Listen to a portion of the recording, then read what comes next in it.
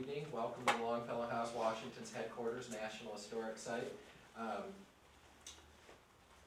We have a special treat tonight as we welcome our old friend Rob back to the site. Our speaker tonight is Rob Velella, editor of Paul Felton. I'm going to hold this up. The 1822 novella by Richard Henry Dana Sr. And today he will discuss how the book helped to establish a new American Gothic literary tradition. Rob is an independent literary historian focusing on American writing of the 19th century. His recent publications, in addition to Paul Felton, include Figures Other Than Figures of Speech, an essay on Henry Wadsworth Longfellow's financial success, published in Reconsidering Longfellow, soon to be published in paperback later this year. His article comparing celebrations for the Longfellow Memorial here in Cambridge and the Edgar Allan Poe statue in Boston was published last year by Atlas Obscura. Rob uses talks, tours, dramatic readings, living history performances, and articles, including his award-winning American literary blog, to bring writers of yesterday back to readers of today. Some of you may know him as a long-term seasonal ranger here at Longfellow House, where he was known for his poetic recitations and setting up audio equipment for our various programs. And I, for one, can vouch that we do miss him dearly here at the site. But we're definitely very happy for him and his new life he's building. So, if you'd like to join me in please welcoming Rob back to the site.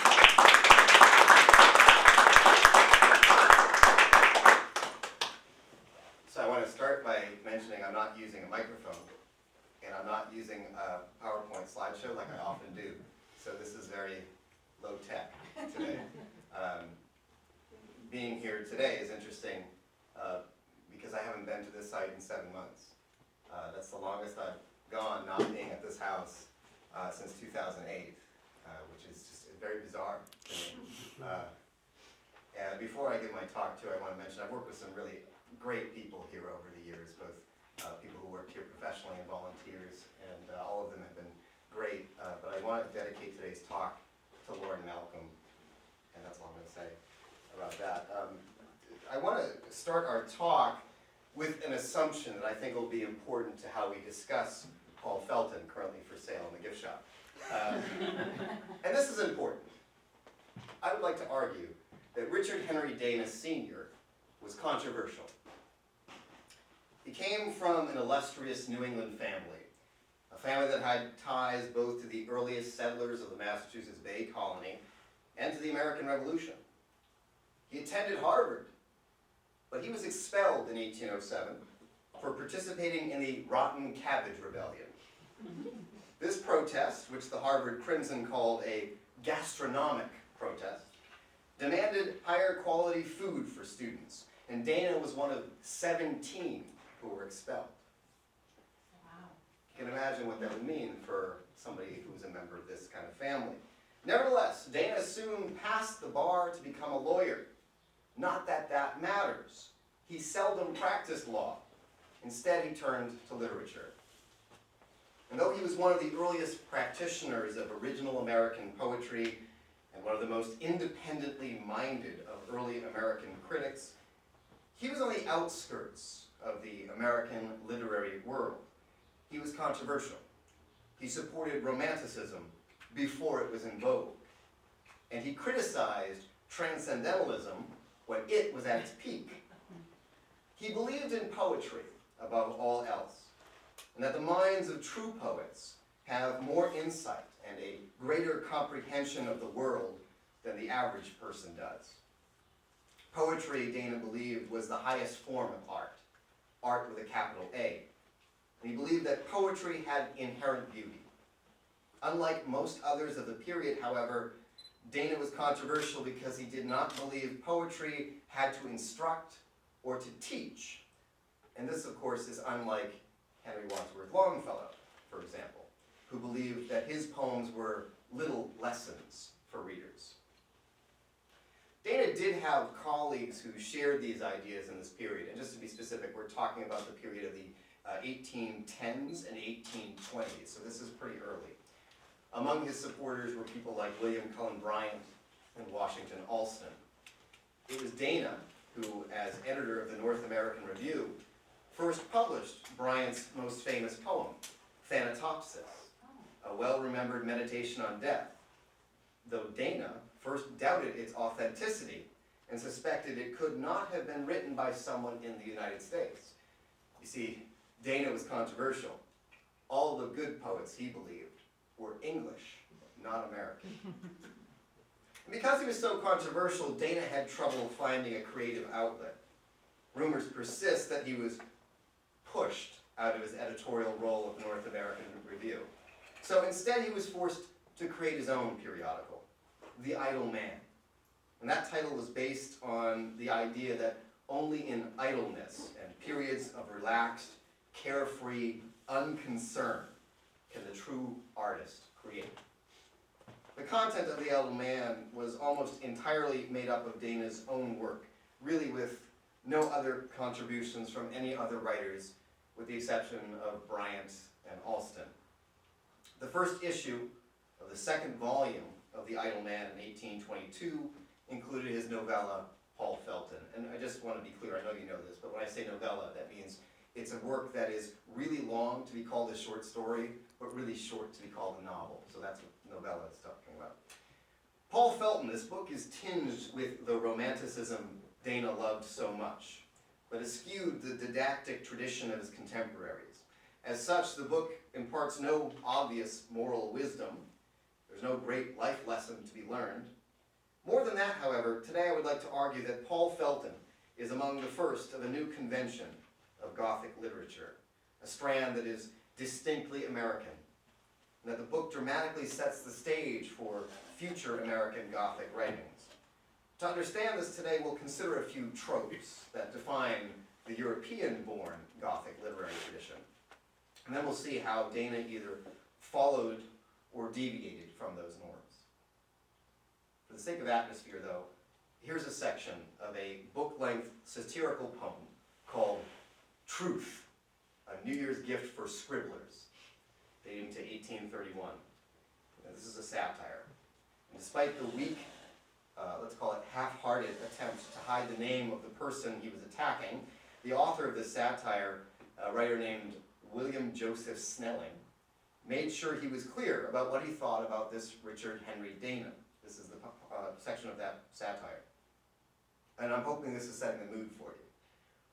Archdemon Razor of the realms of rhyme, great horror monger of the eastern clime, Monk Lewis, look this way, behold thy ghosts, scared by a Yankee fiend, stand mute as posts, scattering our babes and sucklings, sans remorse, comes D-N-A, charging on his spectral horse. So it didn't say Dana, it's D-N-A, so it could be anybody. In a footnote, Snelling added, quote, "It is really deplorable that D-N-A should choose such topics as would disgrace the pages of a dream book. His powers are really respectable and should be better employed." To discuss the groundwork for Gothic fiction, we usually turn to Horace Walpole's The Castle of Otranto in 1764, and Matthew Lewis's The Monk from 1796, and that last one was the one that was referenced in Snelling's poem, Monk Lewis. The references Matthew Lewis's The Monk. These books and others established the idea that Gothic works were sensual, and that they focused on a sensory response, and in this case, usually feelings of terror. They often overemphasized sights, sounds, smells, and the like. And works in this genre usually featured ancient curses, terrifying secrets, elements of the supernatural, mysterious and decaying castles or buildings with ties to great royalty, and often a criticism of certain religions, usually Catholicism. Oh, and just for fun, there was usually a woman in distress in these types of stories too. In a way, it was only logical for Dana to write some Gothic fiction. After all, his British heroes like Samuel Taylor Coleridge, Lord Byron, and Percy Bysshe Shelley all experimented in that genre. But Dana's challenge as an American was that he wanted to write a Gothic novel set in the New World, a place where white civilization wasn't quite old enough to reference ancient curses, where the large royal castles never existed, let alone were old enough to be crumbling. And in fact, there was no heritage of royalty, for that matter, or foreboding presence of Catholic churches at the time. So Dana had to adapt. And so he was one of several who created a new American Gothic tradition. Dana looked to what made the United States unique at the time. And what I think he saw was its landscape.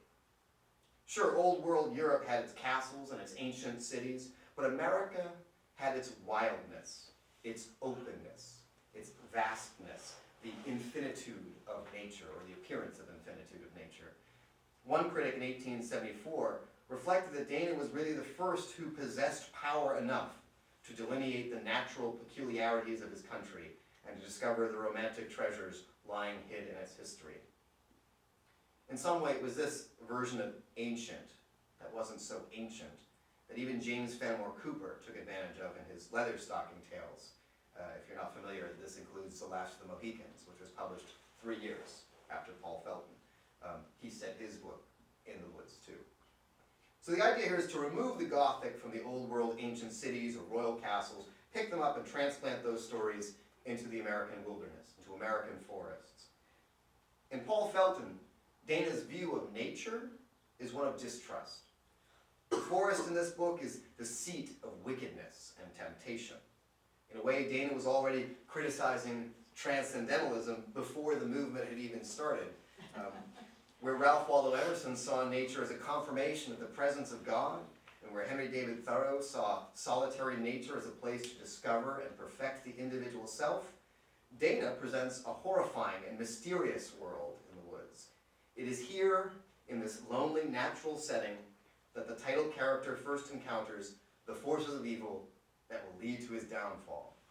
And to give you a taste, here's a scene from the book. It's page 41 in my edition if you happen to want to read along, as Paul explores the area behind his house. He began climbing a ridge near him, and reaching the top of it, beheld all around him a scene as desolate and broken as the ocean. For miles it seemed as if one immense gray rock had been heaved up and shattered by an earthquake. Here and there might be seen shooting out of the clefts old trees, like masts at sea. It was as if the ocean, in a storm, had become suddenly fixed with all its ships upon it. If I had more time, I'd think about whether or not he's using this oceanic image to delineate this ocean that separates the old world and the new world, but let's just keep going with the quote here. The sun shone glaring and hot on it, but there was neither life nor motion nor sound. The spirit of desolation had gone over it, and had become the place of death. His heart sunk within him, and something like a superstitious dread entered him. He tried to rouse himself and look about with a composed mind. It was all in vain. He felt as if some dreadful, unseen power stood near him. He would have spoken, but he dared not in such a place. To shake this off, he began clambering over one ridge after another, till passing cautiously round a beetling rock, a sharp cry from out it shot through him. Every small jut and precipice sent it back with a satanic taunt, and the crowd of hollows and points seemed for an instant alive with thousands of fiends. That's a cool passage, right? And it's this dynamic, mood-setting passage that I think gives you a good idea of this book. More than that, it illustrates a point that I want to make. In the book, the forces of evil are personified.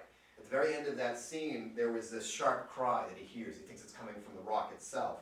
And in fact, it turns out it's a mysterious boy named Abel, who Paul has just found in the woods. Who and what are you? Paul Felton asks. Come out and let me see whether you are man or devil. The boy claims he has been infected by something evil, that some unknown force has compelled him into the woods, just as Paul will soon be compelled too. Paul even asks him straight out, is it the devil you have seen? You have named him, the boy answers. I think this is obvious, right? There's no painstakingly difficult to discern symbolism here in Paul Felton. He asks the boy if he's seen the devil, and the boy says, yeah, that's what I'm talking about. And even more, the boy's name is Abel. Any of Dana's readers would have caught the biblical reference. In the story of Genesis, Abel is the second son of Adam and Eve, but more importantly to the symbol I want to make, Abel is the first human to die. Though the negative influence of the wild woods is palpable, there's still enough ambiguity in the air that the reader is left to wonder about the true nature of these two main male characters. Is Abel going to be killed, like his namesake? Or is he more like his namesake's brother, the murderer? And what with that, does the name of the title character, Paul, have any biblical reference? And some clues can be found in this very long passage I just have to read, because I'm having fun with this. It sort of brings the theme of the evil of nature to a head. Like any good Gothic scene, of course, it's a dark and stormy night. Paul and Abel had scarcely entered the wood when the storm became furious, and the trees, swaying and beating with their branches against one another, appeared possessed of a supernatural madness and engaged in wild conflict, as if there were life and passion in them, and their broken, decayed arms groaned like things in torment. The terror of these sights and sounds was too much for poor Abel. It nearly crazed him, and he set up a shriek that seemed for a moment to still the storm. It startled Paul, and when he looked at him, the boy's face was of ghostly whiteness. The rain had drenched him to the skin. His clothes clung to his lean body that shook as if it would fall apart. His eyes flew wildly, and teeth chattered against each other. The fears and torture of his mind gave something unearthly to his look that made Paul start back. Abel, boy, fiend, speak. What has seized on you? They told me so, cried Abel. I've done it. I led the way for you. They're coming. They're coming. We're lost. So Abel here admits that something supernatural has forced him to lead Paul to this exact spot in the woods. The unexplained forces are coming, but Paul seems either oblivious or unconcerned or just unconvinced. He says to Abel, all they need to do is seek shelter and they'll be fine. And Abel casually notes the coincidence that he has brought them to a strange hut in the middle of the forest that happens to be their only possibility for shelter. It is his bidding place, he warns, capital H. He would not go in there, he says, even if he had to seek shelter from raining fire. And this is what happens next. Paul pushed on without regarding him. The hut stood on the edge of a sandbank that was kept up by a large pine, whose roots and fibers, lying partly bare, looked like some giant spider that had half buried himself in the sand. As Paul drew near the entrance, he stopped, though the wind just then came in a heavy gust and the rain fell like a flood. It was not a dread of what he might see within, but it seemed to him that there was a spell round him, drawing him nearer and nearer to its center, and he felt the hand of some invisible power upon him. As he stepped into the hut, a chill ran over him, and his eyes shut involuntarily. Abel watched him eagerly, and as he saw him enter, tossed his arms wildly, shouting, "Gone, gone, they'll have me too, they're coming, they're coming," and then threw himself on his face to the ground. Driven from home by his maddening passions, a perverse delight in self-torture had taken possession of Paul. His mind craved more intense excitement and longed to prove to himself that the jealousy and superstition had just been imagined. He had walked on, lost in this fearful riot, but with no particular object in view, and taking only a kind of crazed joy in his bewildered state, and so on and so forth. The stillness of the place into which he had now entered, where was heard nothing but the slow, regular dripping of the rain from the broken roof upon the hard-trod floor, the lowered and distant sound of the storm without, the sudden change from the whirl and swaying of the trees to the steady walls of the building, put a sudden stop to the violent working of his brain. Gradually, he fell into a stupor. I hope you're picking up on this. This book is really exciting. And like I said earlier, this type of literature emphasizes the senses, the sights, the sounds, and I hope you picked up on all of that. It's pretty in your face. But this passage illustrates another trope of the Gothic tradition, overwrought emotions, right? Everything's to the nth degree here. But oddly, Dana does the complete opposite in the beginning of the book. And in fact, here and there throughout the book, it keeps coming back. Instead of having overwrought emotions, the The title character, Paul Felton, is nearly emotionless, living a life of detachment from society and from humanity in general. His ambivalence as a character bears a striking resemblance to Herman Melville's title character in Bartleby the Scrivener. Has anyone read this one? A story which will be published decades later. Although I have to admit that Paul is certainly more loquacious than Melville's character, but really not by much at all. Or perhaps Paul has an equivalency in Nathaniel Hawthorne's 1846 tale, A Christmas Banquet, wherein one character is so removed from the world that he is pronounced the most miserable person alive for several years straight. In the case of Paul Felton, we are given this fantastic line that sums it up for him. Paul was nearly alone in the world. However, Dana delves into his character's psyche in a way that Edgar Allan Poe would in the next 2 decades. Felton is tempted by evil, but it is that evil man who tells the story, not as a villain, but as the main protagonist. And this is very Poe-like. If you've read any Poe, things like The Telltale Heart, The Black Cat, The Cask of Amontillado, all of these stories are presented as a narrative told by a murderer explaining his murder. But Felton's emotionless, detached existence is challenged, and of course by all things that challenge comes in the form of a woman. He had now lived many years a self-tormentor and without communion with anyone to relieve his mind, until Esther Waring enters his life. Just seeing her awakens latent desires in him, and soon, of course, he marries her. That's what you do in these kinds of books. But this is not a love story. I want to be clear about this. This is really not a love story, at least not a conventional one. He seems unable, Paul Felton seems unable to act upon his newfound sexual interest, either physically or emotionally. And perhaps this confusion is what urges him back into the sinful woods. And Esther knows that her husband is dealing with a darkness inside him. Still, she hopes that she will have a positive impact on him, that she can somehow lessen his melancholy and help him find a place in the world. The European tradition of the Gothic also explored the problems of societal rank, those who were born to royalty, those who were in the clerical circle, and so on.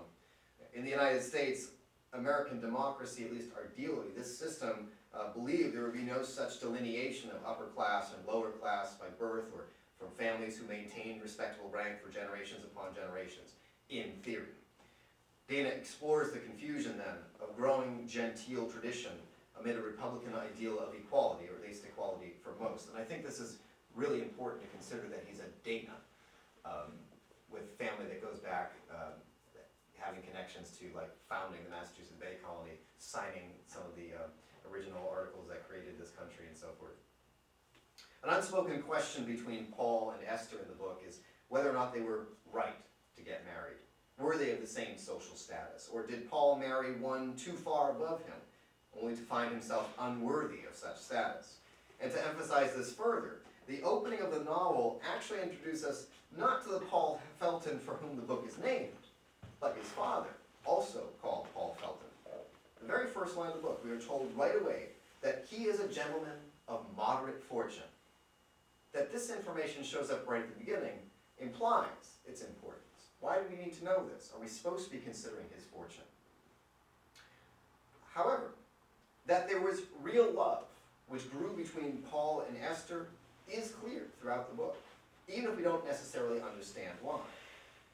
At a banquet, for example, and I think this is a powerful scene, which is why I mention it. At a banquet, Esther somehow supernaturally feels like she's missing something in her life all of a sudden, before she realizes because Paul, her husband, has just left the room. Just him leaving the room, she's affected by that without even knowing it right away. He knows that she loves him, knows that she is committed to him, though he does not fully understand it or believe it. At one point, he questions if she is merely showing pity for his unusual nature. This confusion, he admits to himself, leads to some ugly shred of doubt, he says, that will forever hang over their love. And for her part, Esther feels that their connection will lead them to some dreadful event. And that dreadful event is the climax of the book, so I can't tell you about it. Instead, I'll summarize the whole book by quoting a literary critic in 1851, the successor of Dana's to the North American Review. According to this critic, Paul Felton is a terrible delineation of the course of a highly sensitive and educated mind, the victim of morbid feelings, perverting good and innocent into causes of suspicion and jealousy, and dragged as by the power of fiends along its wretched path of misery to murder, exhaustion, and death. If anything, the book warns against intellectuals, like Dana himself, who chose to live a solely intellectual life, lost in their own thoughts and overthinking until the external material world is replaced by an unreal and ethereal one. Quote, "You have brooded all alone over your melancholy thoughts until they have bewildered you." That's what Paul's wife tells him. Dana's version of the American Gothic novel, as seen in Paul Felton, is relatively simple. Replace the decaying castles with the wilds of nature. The trope of ancient curses is no longer connected to royal ancestry, but to the newness of America. Later authors would further develop Dana's model of Gothic fiction or create entirely new versions. I'm going to mention Nathaniel Hawthorne again because I think it's important. His most memorable short story is Young Goodman Brown, which harkens back to curses from the past by looking at the Massachusetts Bay Colony and its witch hysteria. But more importantly, the story also features the woods as a meeting place for evildoing, just like in Paul Felton. It's a very clear connection. Hawthorne's later and more famous Gothic novel, The House of the Seven Gables, follows suit. Not royalty, as in the European tradition, but of storied families and their ancestors, with an old family home in place of the castle in the suburbs in a town like Salem. And like Dana, Hawthorne frequently creates male characters who are inexplicably and irrationally threatened by females, whom they nevertheless admire, and yet some people crave to destroy. I swear I'm not spoiling the book for you. This is. But most notably, it was Edgar Allan Poe and George Lepard who went further than Dana and took the American Gothic out of the woods. You know Poe. Do you know the name of George Lepard? His most famous book is called The Quaker City. What they do is they transplant the genre into the new ideal of American society and the American landscape. Not the woods, but the urban city, with its crime and its vice. The mystery of newness was still there, no longer based on untamed nature, but instead on untamed urban development and population growth. And what does that mean to us? And I should be clear with all of this that I can't say categorically that Dana was the first, or was he the only early practitioner of Gothic fiction in the United States. Consider, for example, Washington Irving and his Legend of Sleepy Hollow came out just a few years before the Idle Man, which connects to the ancient, I would say ancient so to speak, the ancient past of the American Revolution way back, and the horrors that can be found in the woods surrounding a quiet village. And it goes back even earlier than that. Another lesser known writer today, Charles Brockden Brown. Any recognition of Charles Brockden Brown? Okay. He had already featured elements of the supernatural like magic, sleepwalking, and ventriloquism in his novels that came out even before the end of the 18th century. So that's really early. But whether consciously or not, later writers owed their new traditions of the American Gothic to Dana and these others that were like him. Paul Felton, however, was not successful in Dana's lifetime. It was not successful financially, critically, or popularly, nor was the magazine that published it, The Idle Man. Dana folded the journal within 2 years of starting it, dejected in part by the death of his wife and an infant child. He published little else, though he continued important correspondence with early American writers like William Cullen Bryant.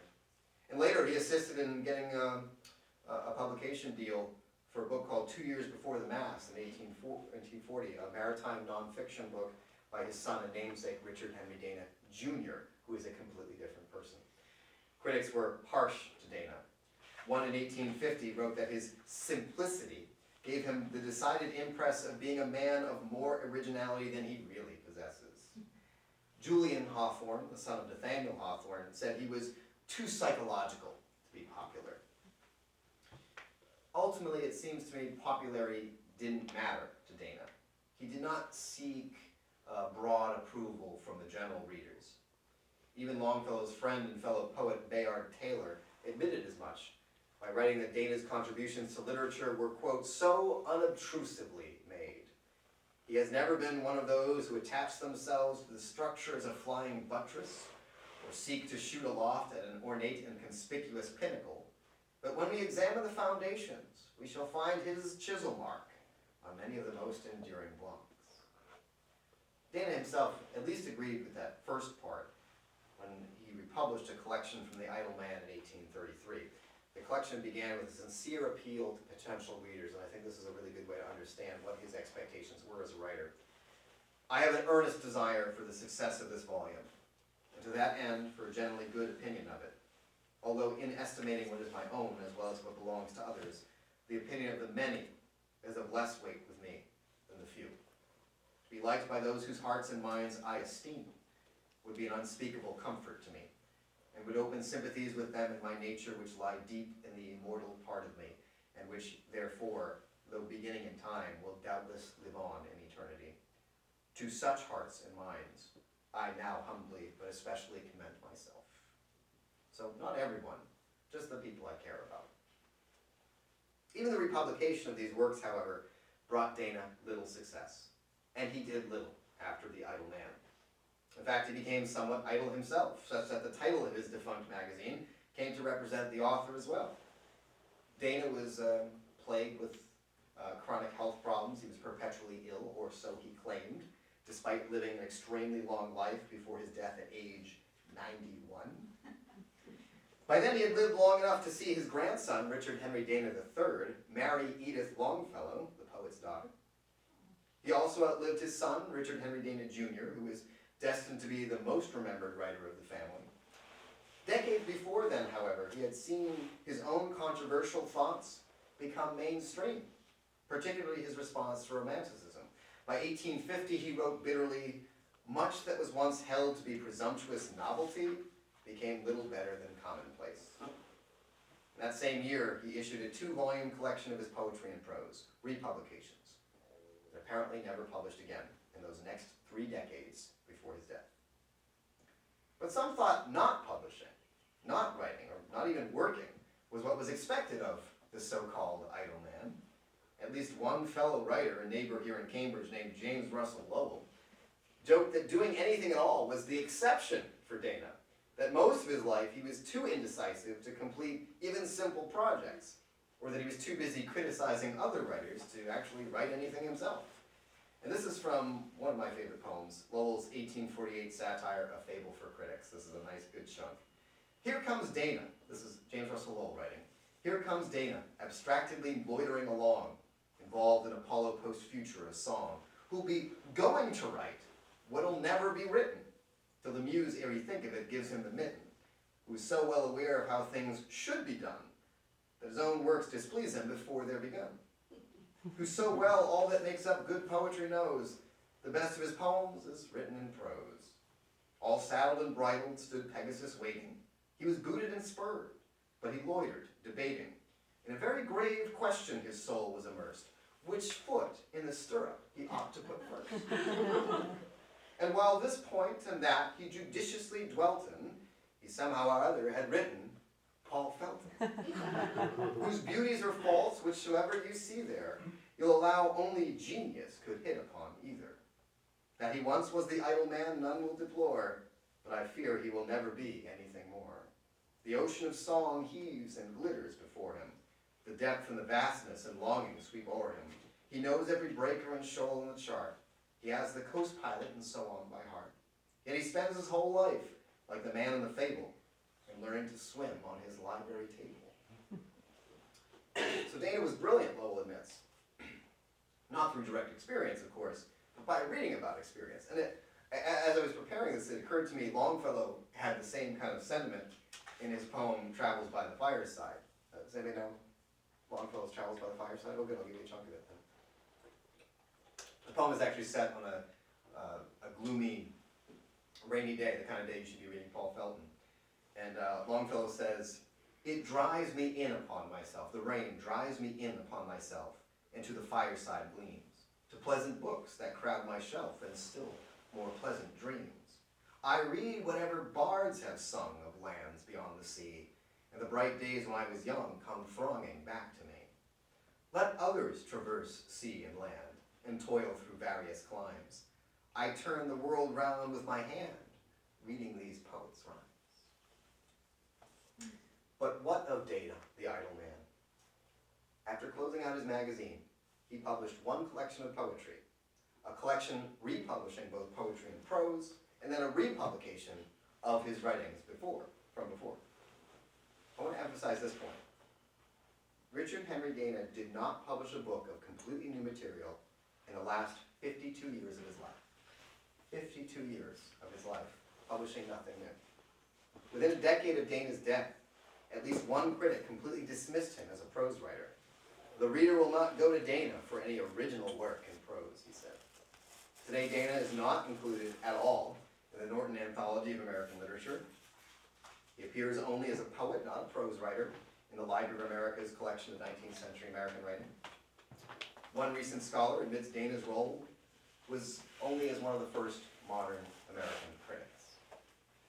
Still, as one of the earliest men of letters, as they used to say, men of letters in the young United States, Richard Henry Dana remains an important figure, I'd argue. His early controversial literary critiques opened the door for the Romantic movement that would come to dominate American poetry, a movement that was followed by writers like Henry Wadsworth Longfellow, and his push for ideality in aesthetics would be an influence on prose writers like Nathaniel Hawthorne and Edgar Allan Poe.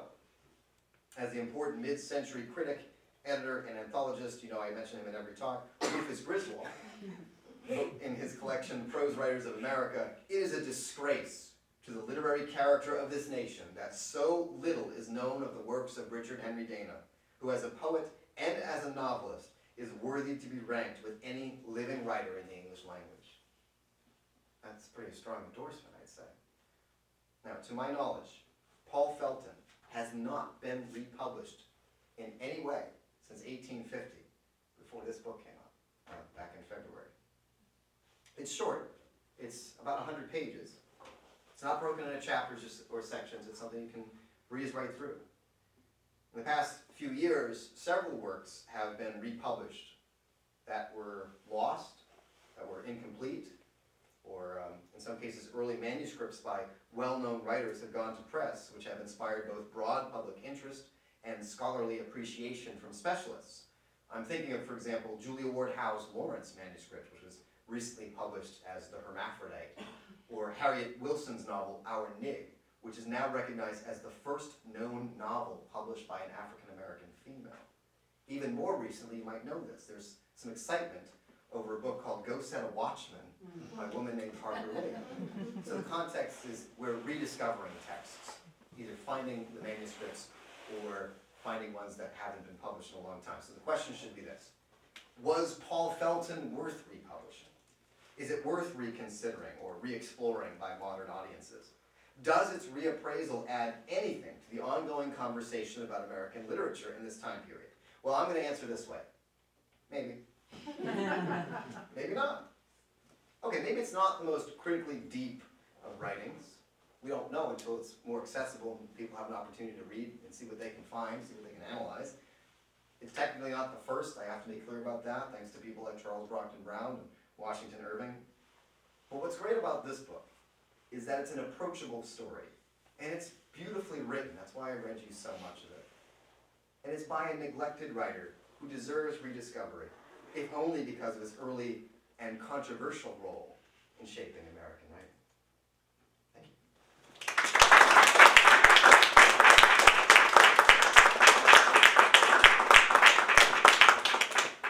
I'm going to take a moment and answer any questions you might have. Yeah. If he did nothing, where did he get his money? Oh man, that's a great question. I think it helps being a member of the Dana family. I think there's plenty of wealth connected with that. He did practice as a lawyer for a little while, and as far as I've been able to tell, he got some sort of paying job with one of the churches in Cambridgeport, or maybe it's Cambridge itself, but some very minor role at a church. His spiritual views and religious views were constantly changing, and that would be a completely different analysis that I'd love somebody more qualified to do. But as far as I can tell, that's it. There So doesn't he seem to could be much live else. off a trust of the Dana family? I'm making a lot of assumptions. I mean, I don't know, I was really lucky that I could go through all of Henry Wadsworth Longfellow's finance books and things like that. I can tell you all about his money, income and outgoing. We don't have that with Dana, so I'm mostly speculating. But, I mean, he didn't do anything, so what is he spending money on, you know? And where did he live? Where was his house? There was, at least for a while, he was living in the Dana Mansion in Cambridge, Oh. and maybe John knows better than me where it was, but it was built by Francis Dana, and it lasted at least up and through the time that he was working on the Idle Man. I don't know beyond that. I bet it what was happens to Beacon him. Hill also. He also had a house in, somewhere North Shore, I think it was. I don't think he paid for that house, though. I think that's another thing that he was able to inherit. So bad work if you can find it. Anything else? Nobody has read this book, I'm presuming. Oh, how many Yes. other, they were talking about his being a poet, but how many other novellas or prose? Yeah, he writes two other long prose works that are even harder to find than Paul Felton. And they seem to, the other one has a name, Tom something or other, Tom Johnson, or something really generic like that. I've seen some critical references to it in the 19th century. The third book, I've seen one mention, and other than that, they really made no splash at all. In some ways, when he publishes The Idle Man, which is really, that's his publishing career, those 2 years with The Idle Man, that's his whole career for the most part, with the exception of his book of poetry. He's filling all those pages with his own work, with very little support from other writers. Whether because they were ostracizing him or not, I can't prove, but that may be one of the reasons why Paul Felton is the length that it is. It was filling in one volume of The Idle Man. Well, the same would be true of the other prose works, presumably as well. Anything else? Yes, please. Did he lecture much at all? I thought I remembered hearing about him lecturing at the Temple School at Alcott. Yeah, there are some references to him lecturing. I didn't place him at the Temple School specifically. That doesn't mean it's not true. To be honest, I didn't look into that aspect of his life very much at all. I don't know. I just know what he was talking about. Well, you know, my assumption is, from what I've seen, when he was talking, it was these controversial ideas about romanticism and things like that. And then later on, he gets into these religious debates that were going on at the time. I don't want to say which specific denominations because I forget which one was when, because he was shifting around so much. But I'm guessing it has a lot to do with those. You know, in those days, lectures came from anybody. I visited California, let me tell you all about it in a 3-hour talk, those kind of things. It really happened, it really happened. So I can't speak knowledgeably about that, I'm afraid. All right, well, here's what's going on. There are copies of this book available for sale in our gift shop, and I tried to make sure this price was as cost-effective as possible. This is a $5.99 book, and if you buy one today, I can promise this, I'll sign it for you. Anyway, thank you so much for coming out tonight.